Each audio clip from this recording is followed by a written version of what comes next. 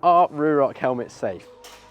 A question I'm always asked on this channel. So I've come all the way down to Gloucester in the United Kingdom to give you an exclusive look at how these helmets are designed and developed inside the United Kingdom, and hopefully answer a few of your misconceptions about the brand. For full transparency, I am paid by Ruroc and I am given their helmets to wear, but I can also wholeheartedly say that I wouldn't sell you guys something on this channel that I didn't believe in, and I'm hoping when you see exactly what goes on behind the scenes here today, you'll understand the reasons that I'm involved with this brand.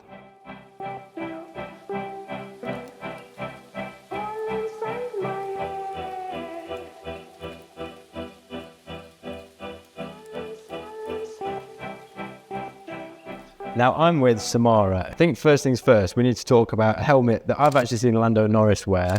And how did we go from this helmet to motorbike helmet? So everything started when people noticed this is the first full face helmet for snow. So after a long time of hearing customers requesting for the RG1 to be used in motorcycle, so we developed the Atlas.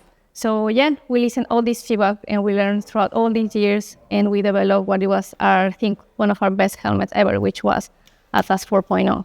And everything that we have learned, we came to EOS, which is our best helmet until now. We're new carbon fiber shell, so it's lighter than all the 4.0, not lighter than Track. Track is still our lighter helmet. The same, you have the battery on the right, you have your communication system on the left.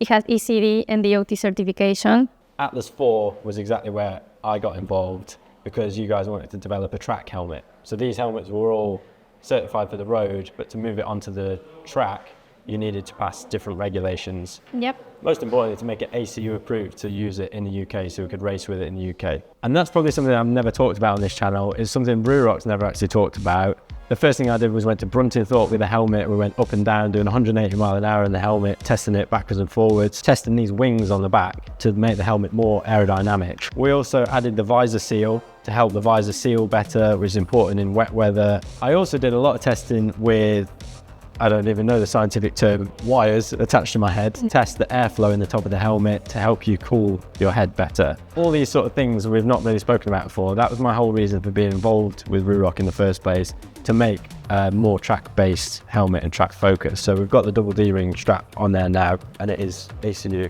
approved.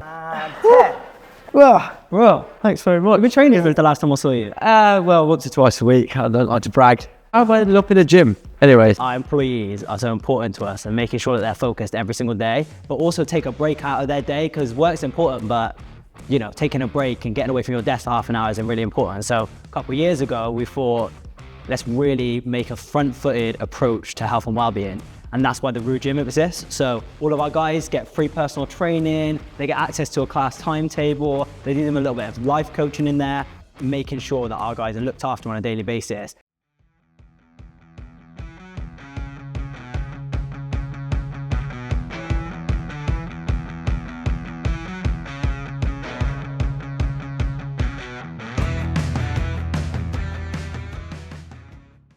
What have we got here? So this is our Visor life cycle rig. So what we do on this is, very creaky, we'll put a helmet in there, and we'll, like we do with the shells, we have different versions of mechs, visors, locker bodies, stuff like that. So we'll put each version in this, and we'll run it through a full life cycle, which is 5 years before you're supposed to change a helmet, which is roughly 30,000 open and closings across those 5 years. So what we put in here is just an accelerated test. So we'll do 30,000 open and closes in 24 hours. Really? And because it's so quick, you actually it's quite good for us to get thermal build-up. So we'll see whether the mechs can actually take the heat and also perform the same, basically, over those 30,000 cycles. So this is our drop rig. So this has a sensor in it, the accelerometer. It's a 3-axis one, so it measures X, Y, Z. Yeah. And it also measures HIC, which is head injury criteria, peak G, which is how much G-force your head experiences during a crash, and also rotational. So this drops in the position of P. P is the most common point of where you're going to hit your head. So I can confirm I have been in that exact position. This will be dropped to 8 meters per second, which is the highest speed that EC actually drop at. If you've high-sided up there, it's gone seriously wrong. Yeah.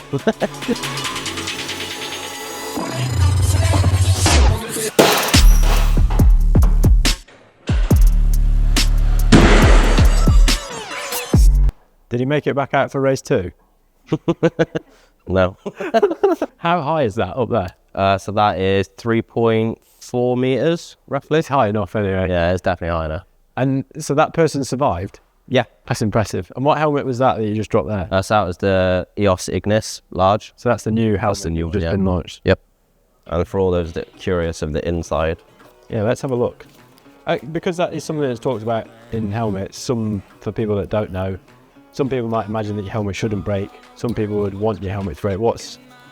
So it's actually a very weird concept. So basically, if it breaks, is actually a good sign. The helmet's actually done its job. So the energy's gone into the helmet and it's gone as far as it can go. And then because it's gone as far as it can go, the helmet actually breaks. So then that actually stops the energy going any further. Yeah. So if you hit your head at that speed, you'd expect the EPS or the shell to be slightly broken. Anything that's even slower than that, so slowest you can go is 4.2 meters per second on here, which is like low speed, and that's actually where you get the most subconcussive injuries, believe it or not. It's weird. Like slower speed, you get worse injuries than you do at higher speed. When it's a slower speed, you shouldn't have broken EPS, but you should be able to see like the outline of the headliner to show basically like the EPS has done its job. Yeah. And the shell's done its job. Yeah. Basically. Oh yeah, you can see it, yeah. Yeah. That means So it's done its job. Yeah. And that's what you're expecting at that point. Yeah, that's what we're expecting. Yeah. What is this? It looks a lot more evil.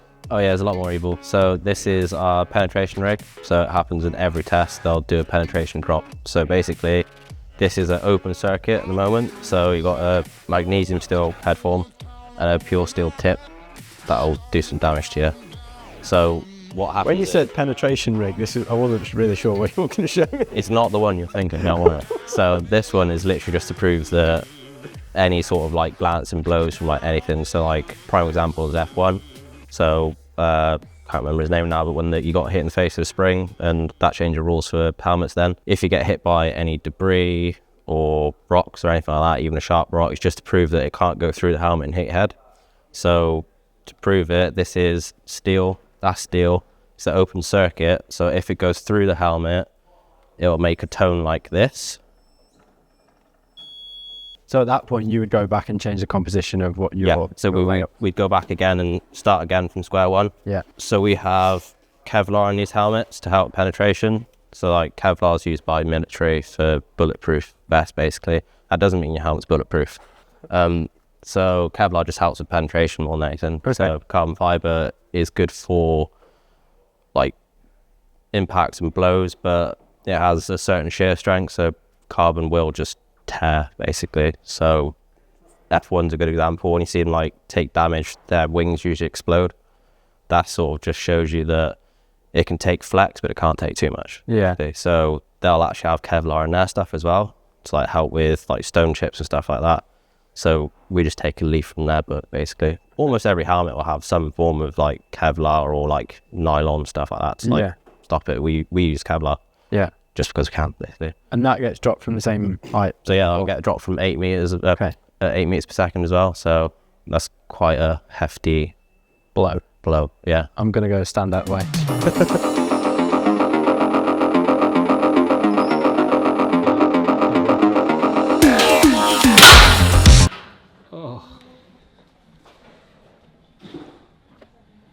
Nice. So that would have passed the test because it didn't beep. That'll be. Jeez. Yeah. And that still didn't touch the person's head, Nope. even at that. So if you pull the headliner out, can't even see where it hit. We quickly touched on Rheon technology before, which was the stuff I was talking about where it was developed by NASA and used in NFL over in America. Now this is the Rheon material that sits inside your helmet lining. Now the idea of this is under no load, it's quite soft and squidgy, but when you hit it with a hammer, as we're about to show you. So here is an exploded version of these pieces that are in your helmet. So as you can see, it's soft and squidgy. Uncomfortable when it's on your head like this, but if I'm to get a hammer, you can see how it goes solid and protects your head from an impact.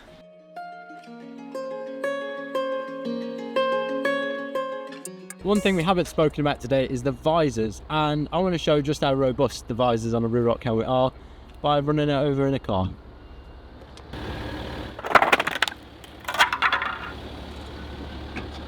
And that just proves, if you ever find yourself dropping your visor behind an X5 and it accidentally gets run over, it will survive and be a one piece. I think we've seen some of the challenges they've faced and how they've adapted and overcome those with their young and unique design department that they've got here. I love working with them, and that's why I'm proud to be a part of this company and everything that they do. Bye for now, I'll see you in the next one.